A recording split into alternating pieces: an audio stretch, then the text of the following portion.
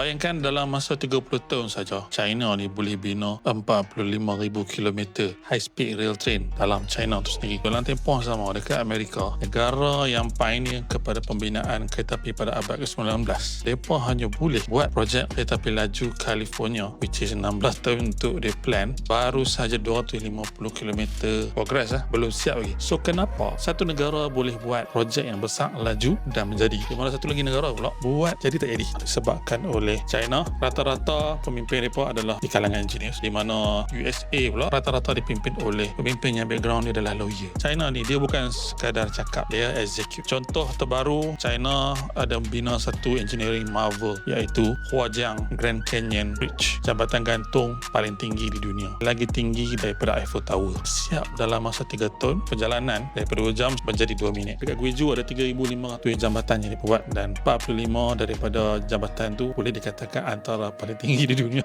So ini bukan kali pertama dia buat. Kalau kita banding dengan Amerika Syarikat, kali terakhir dia buat engineering marvel adalah pada tahun 1936, which is the Hoover Dam. Sekarang ni China dipimpin oleh Xi Jinping. Xi Jinping ni adalah chemical engineering punya background. Sebelum tu Hu Jintao, dia adalah hydraulic engineer. Sebelum tu Wen Jiabao, dia adalah geologist. In fact, sejak tahun 2000 lagi, 8 daripada 9 Politburo China adalah engineer. So bila ada masalah, mindset mereka adalah macam mana aku nak selesaikan, instead of siapa yang aku nak salah. Amerika berbeza, 40% Kongres mereka adalah lawyer, dan majoriti daripada presiden mereka pun adalah lawyer. Obama, Clinton, Abraham Lincoln, Richard Nixon, semua tu lawyer. Lawyers dia atau peguam ni, dia dilatih untuk cari risiko, elak masalah dan fokus pada teori. Tapi mereka ni bukanlah untuk buat projek. Jadi bila nak bina sesuatu, kena semak, kena audit, kena debate. Lah kali projek yang patutnya ambil masa 3 tahun dah jadi 30 tahun. Itu yang terjadi pada high speed rail train California. Daripada 33 bilion punya projek, sekarang ni dah jadi 100 bilion. Subway New York yang ambil hampir 100 tahun, padahal nak buat 2 miles saja. Sementara tu bandar Wuhan, mereka buat 7 laluan metro tu dia ambil masa 4 tahun. Untuk usahawan, lesen yang kita boleh belajar adalah kalau nak laju macam China, kita kena berfikiran macam engineers, bukan macam peguam. Tapi jangan salah faham, bukanlah kita nak kata peguam ni teruk. Tak. Dua-dua ni penting untuk pembangunan negara. Tanpa engineer, tak ada jabatan, tak ada rail, tak ada impangan, tak ada execution. Tanpa peguam, tak ada undang-undang, tak ada keadilan, tak ada kestabilan. Dua-dua kalau bergerak ikut function masing-masing, negara akan lagi kuat dan lebih kukuh.